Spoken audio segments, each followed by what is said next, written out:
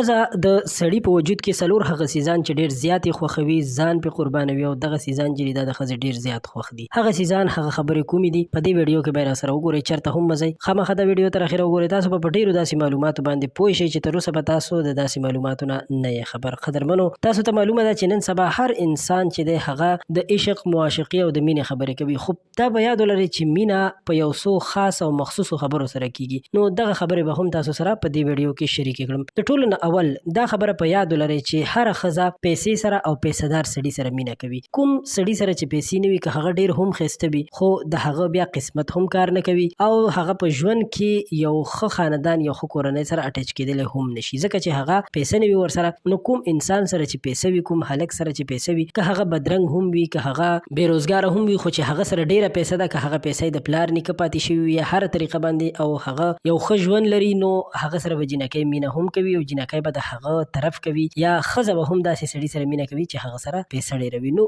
لومړی خبره خو دا ده چې کوم سړي سره پیسه وي، ښځه به هغه سړي سره مینه کوي. خو داسې نه ده